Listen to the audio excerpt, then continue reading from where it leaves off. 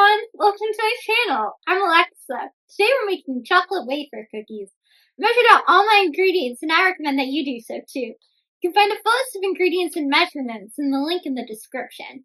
Remember to watch the video first so you can be prepared. To start, I'm going to sift my cocoa powder and my flour.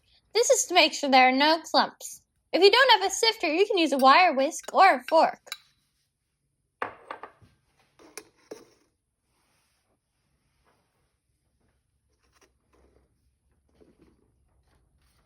When you're sifting, you can push the ingredients through using a rubber spatula or a spoon, or you can tap the sides of it with your hands.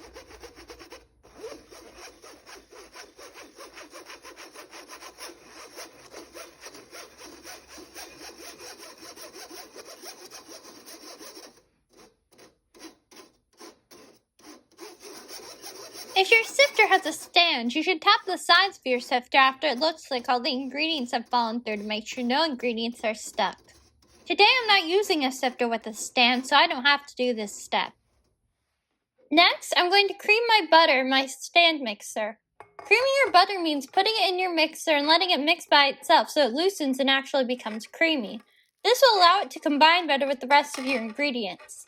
Some recipes tell you to cream your butter with your sugar, but I find that it combines better when you cream the butter by itself first.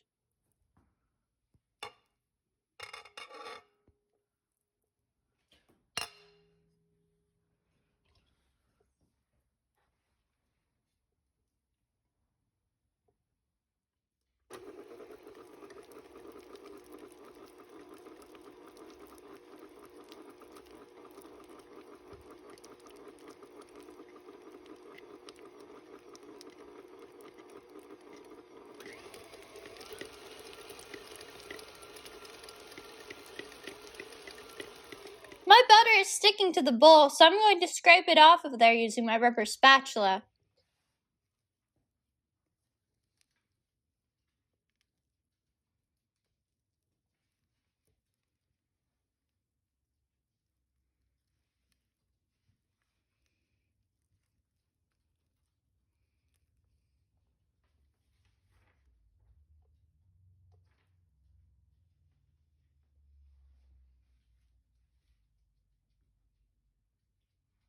Now I'm going to add in my granulated sugar, brown sugar, and honey.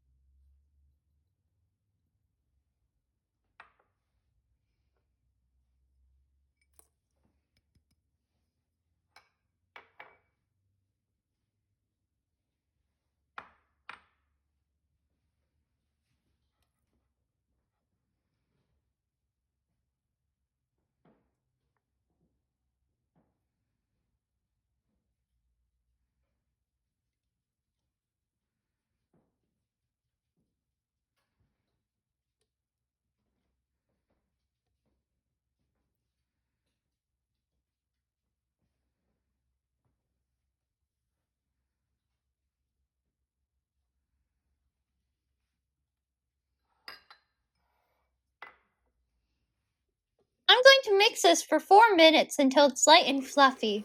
When the mixture starts to stick to my bowl, I'm going to scrape it off of there with my rubber spatula.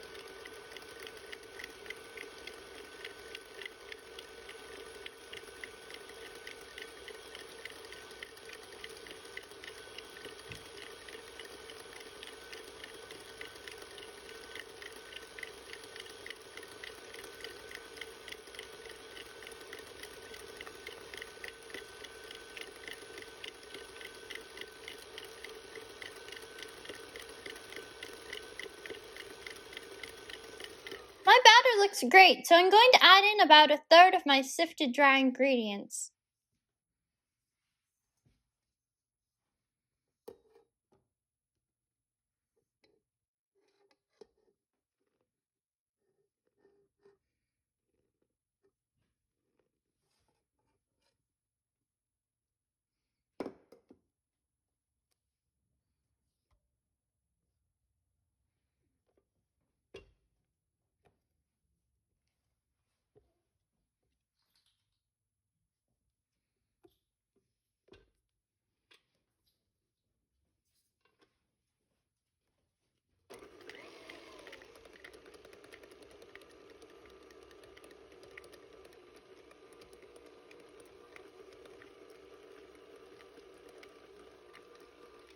My dry ingredients are climbing the sides of my bowl, so I'm going to scrape them down.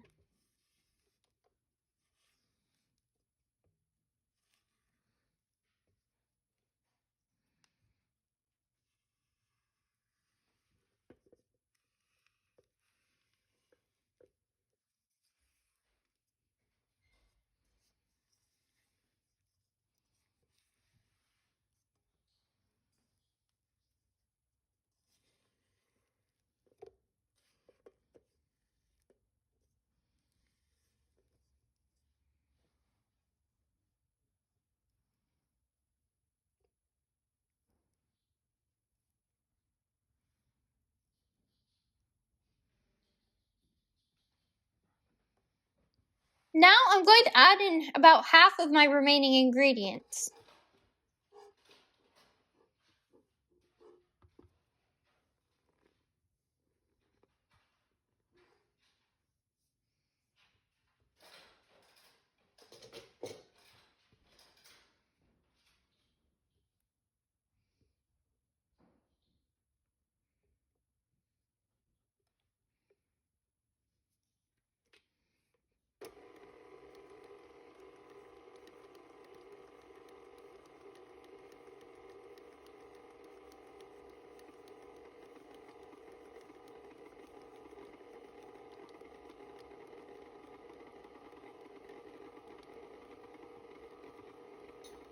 My ingredients are once again climbing the sides of my bowl, so I'm going to scrape them down.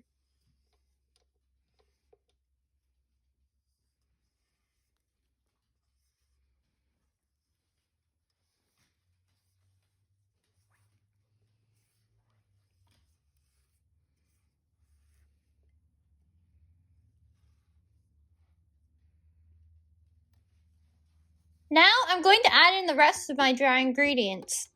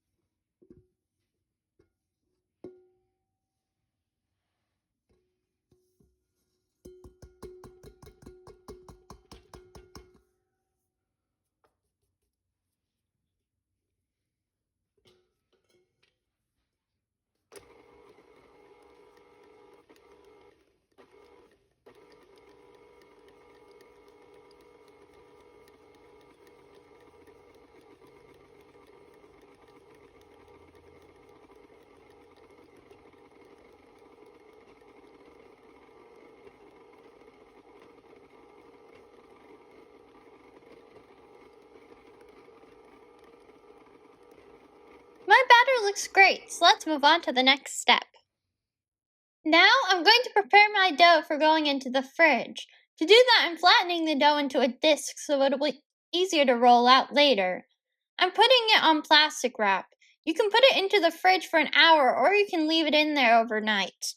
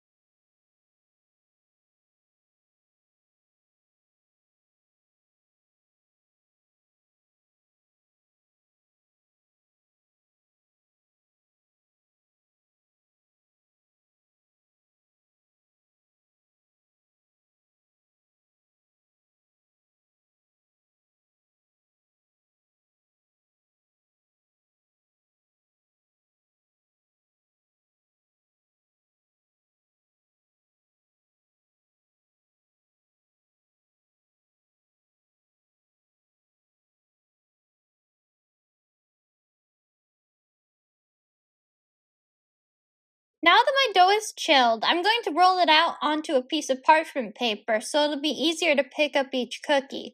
I put a little flour on top so it wouldn't stick, but if yours isn't sticky, don't add any flour. I put some parchment paper on top of the dough so it doesn't stick to the rolling pin. If your dough gets too big to work with, you can cut it using a knife. I'm going to roll it so that it's a quarter of an inch thick, and I'm going to do this using my rolling pin with rolling pin measurers. You can also use a ruler if you don't have rolling pin measurers. You need to have some patience because the dough should be fairly hard, so it will take a lot of work to roll it out. It looks like I'm rolling the same spot and nothing is happening, but it's moving very slowly. Try not to touch the dough very much so then the butter wouldn't melt. If it gets too soft, you can always put it back into the fridge and chill it a bit longer.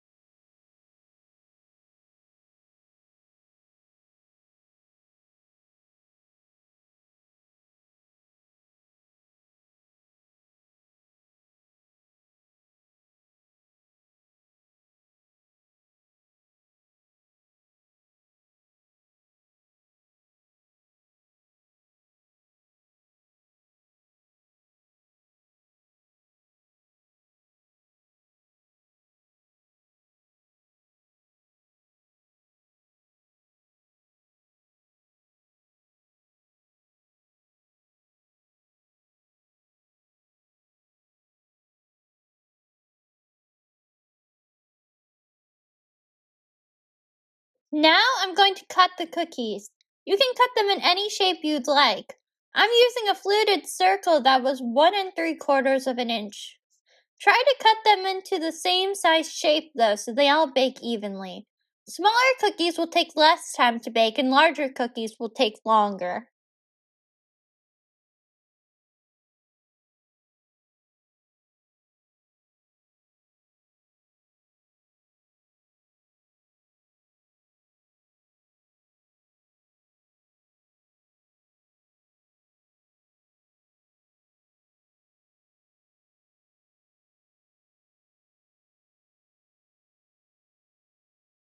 After you cut out all of your cookies from the piece that you've rolled out, you can re-roll the dough and do it again. Do that until you've used up all the dough.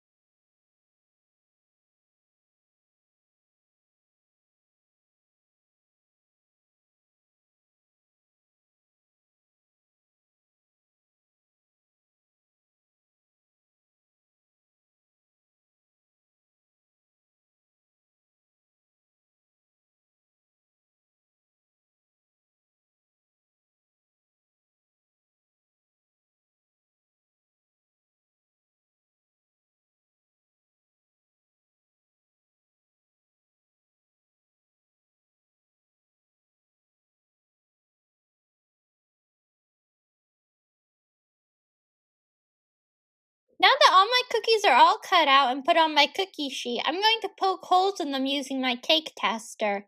You can also use a toothpick or a fork. This is very important because we'll ensure that the cookies don't get puffier in the oven because the air will be let out. Poke the holes sporadically. I only poked about 6 holes per cookie, so you don't have to do that many.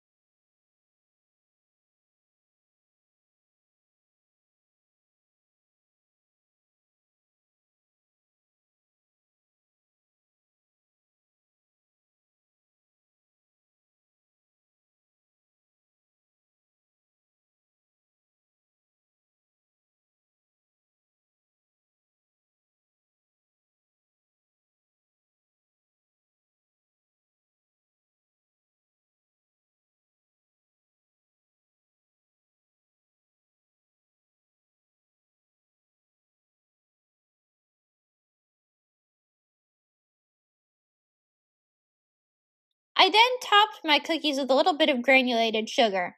Make sure they're placed about an inch or two apart because they do spread a little.